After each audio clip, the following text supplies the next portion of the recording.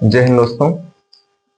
आज हम पढ़ने वाले हैं पास्ट परफेक्ट कंटीन्यूअस टेंस और इसके पहले के 6 वीडियो YouTube पर अपलोड कर चुके हैं, आप जाकर देख सकते हैं। तो देखिए, पास्ट परफेक्ट टेंस होता क्या है। पास्ट परफेक्ट टेंस, पास्ट यानी जो समय बीत चुका है, ठीक। परफेक्ट मतलब पूर्ण और कंटीन्यूअस मतलब जारी, ठीक। तो देखिए, इसकी सबसे पहले हम पहचान देखते हैं। कंटीन्यूअस का क्या अर्थ है और पास्ट का क्या अर्थ है, परफेक्ट का क्या अर्थ है। देखिए, तो पास्ट का मतलब है था, थी, थे, इस तरीके से।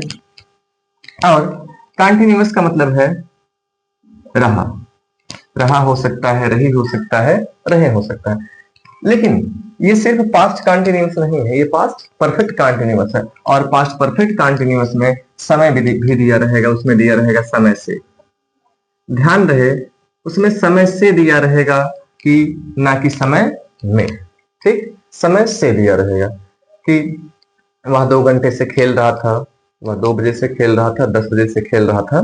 तो देखिए, समय से दिया रहेगा, रहा था, रही थी, रहे थे, ये भी दिया रहेगा। और इसके लिए जो हम अंग्रेजी में हेल्पिंग वर्ब यूज करेंगे, पास्ट परफेक्ट की हेल्पिंग वर्ब होती है हैड। पास्ट परफेक्ट टेंस की हेल्पिंग वर्ब होती है हैड। लेकिन अगर पास्ट परफेक्ट कंटीन्यूअस टेंस है तो उसमें सिंपली हम जोड़ देंगे बीन।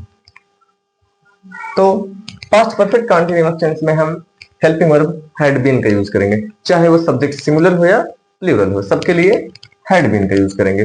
तो हम आपको बता चुके जैसा कि पास्ट परफेक्ट कंटीन्यूअस टेंस में अंत में रहा था, रही थी, रहे थे, ऐसे शब्द आएंगे और बीच में समय भी दिया रहेगा और समय से दिया रहेगा, ना कि समय में दिया रहेगा, ठीक।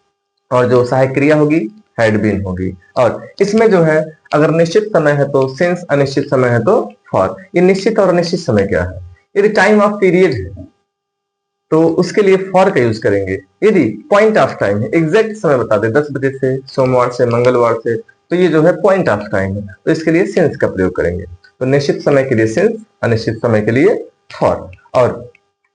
और आगे हम रूल अभी आपको एक और बताते हैं जिससे आपको बनाने में आसानी होगी, ठीक है। हम आगे एग्जाम्पल देखते हैं। तो देखते हैं, आप कल से काम कर रहे थे और जैसा कि हम आपको बता चुके हैं हेल्पिंग वर्ब इसमें लगाना होगा, तो हैड बीन और सिंस और फॉर का यूज करेंगे। यही हमें इसमें ध्यान देना है। सबसे पहले सब्जेक्ट, उसके जस्ट बाद हेल्पिंग वर्ब, फिर मेन वर्ब, फिर ऑब्जेक्ट, फिर अदर वर्ड। देखिए, आप कल से काम कर रहे हैं, इसमें सब्जेक्ट कौन है, आप, तो यू। और हमको हेल्पिंग वर्ब में कुछ चूज तो करना नहीं है, हैड बीन है, सबके लिए हैड बीन ही लगना है। तो यू हैड बीन। देखिए, और काम करना, वर्क, ठीक। और उसके लिए रहा, रही है तो मेन वर्ब में आई एन जी का प्रयोग। यू हैड बीन और वर्क होता है और वर्क में लगा दें I N G, working. You had been working. कल से, कल निश्चित समय है क्योंकि उस समय की बात हो रही है जो कल बीत गया है, तो निश्चित समय है। और उसके लिए हम लगाएंगे सिंस और फिर yesterday. You had been working since yesterday. आप, यदि आप सिंस और फॉर में कंफ्यूजन कोई होती है आपको, तो आप इस प्रकार से भी कर सकते हैं कि जो समय दिया रहेगा, क्या आप उसका बहुवचन बना सकते हैं। यदि आप बना सकते हैं उसका बहुवचन, तो आप वहां पर फॉर का यूज करेंगे। अगर नहीं बना सकते हैं उसका बहुवचन, तो उसके लिए सिंस का यूज करेंगे। जैसे yesterday यहां पर है, तो इसका हम बहुवचन नहीं बना सकते, इसलिए हम यहाँ पर सिंस का यूज किए हैं। अगर इसका जैसे 2 दिन से होता तो टू होता, और टू का डे है और डे का डेज हो जाता, तो हम यहाँ पर फॉर का यूज कर देते हैं। जैसे कि अगले एग्जांपल में देख सकते हैं, बच्चे सुबह से खेल रहे थे, तो the children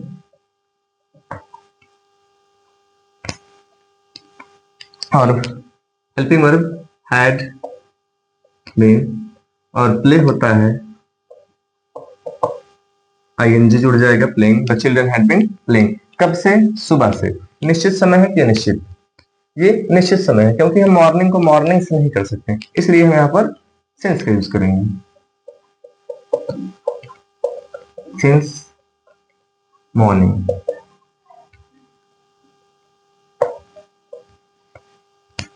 the children had been playing since morning. देखिए, मैं 2 बजे से तुम्हारा इंतजार कर रहा था, 2 बजे से।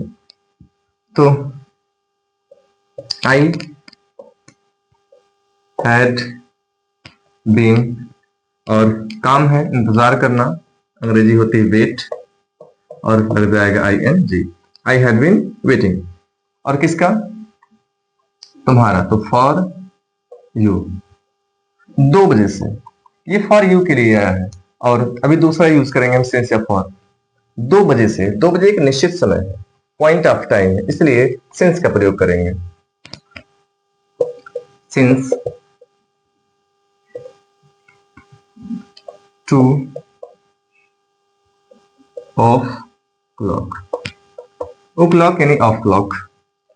तो I had been waiting for you since 2 o'clock। यहाँ फॉर यू के लिए है, आपके लिए, फॉर यू।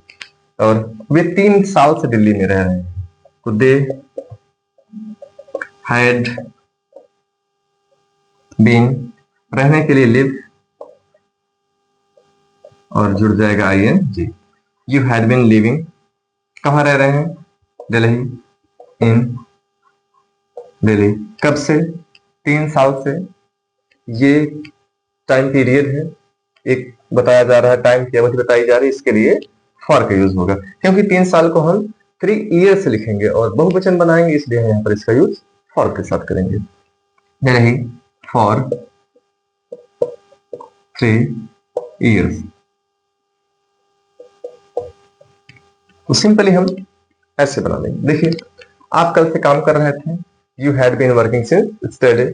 बच्चे सुबह से खेल रहे थे, the children had been playing since morning. मैं 2 बजे से तुम्हारा इंतजार कर रहा था, I had been waiting for you since 2 o'clock। O'clock of clock होता है। वे 3 साल से दिल्ली में रह रहे हैं, दे हैड बीन लिविंग, रहना, इन दिल्ली फॉर 3 years। तो आगे हम नेगेटिव देखते हैं और इंट्रोगेटिव देखते हैं। तो वह 2 घंटे से नहीं पढ़ रहा था, और ये नेगेटिव हो गया, ये एस टाइप इंट्रोगेटिव हो गया, ये भी एस टाइप इंट्रोगेटिव, और ये डब्ल्यू एस टाइप क्यों आ गया है बीच में? तो देखते हैं, वह 2 घंटे से नहीं पढ़ रहा था, और नहीं के लिए यदि हेल्पिंग वर्ब में 2 शब्द हैं, तो दोनों के बीच में हम नॉट का यूज करते हैं। अगर सेंटेंस नेगेटिव है, हेल्पिंग वर्ब में 2 शब्द, जैसे हैड बीन, 2 शब्द हुआ, एक हैड हुआ, एक बीन हुआ, दोनों के बीच में नॉट का प्रयोग।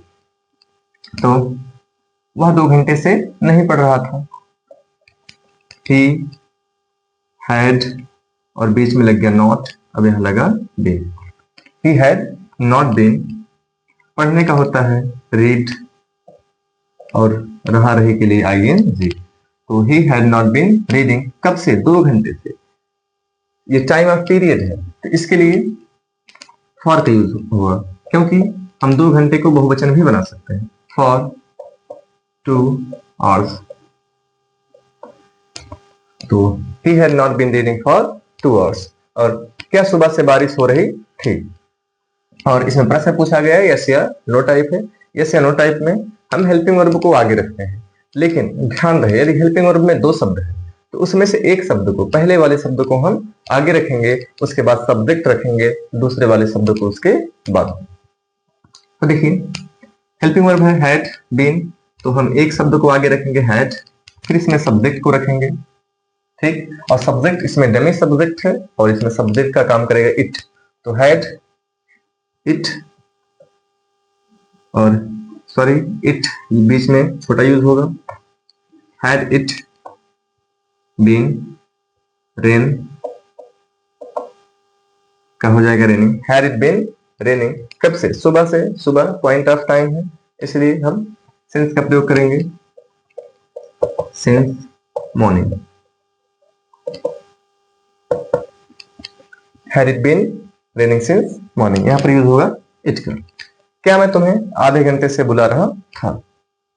तो यहां भी हेल्पिंग वर्ब पहले हैड आई और फिर been, had I been.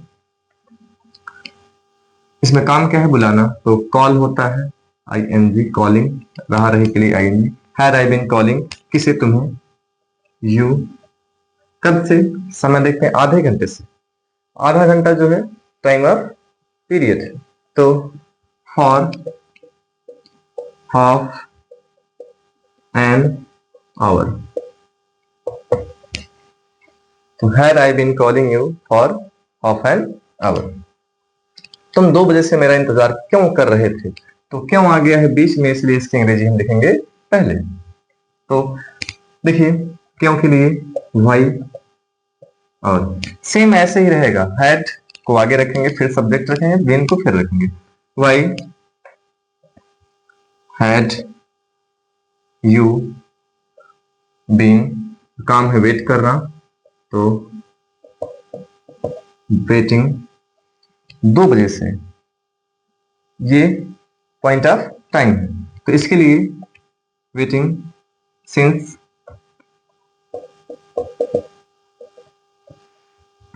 2 o'clock।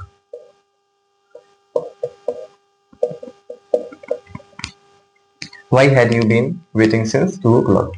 ध्यान रहे कि जो WH टाइप रहेगा उसमें हम इसको लिखेंगे पहले, यानी कि WH वर्ड की अंग्रेजी पहले लिखेंगे और हैड को बाद में, फिर सब्जेक्ट, फिर बीन लगाएंगे। बस आपको इतना ही ध्यान देना है, फिर बाकी आप सेंटेंस वैसे ही बना सकते हैं। एक बार फिर से देख लीजिए सिंस और फॉर का यूज कहां होगा। यदि हम जो समय दिया रहेगा उसका यदि हम पॉसिबल है कि बहुवचन बना सकते हैं, तो उसके लिए फॉर का यूज करेंगे।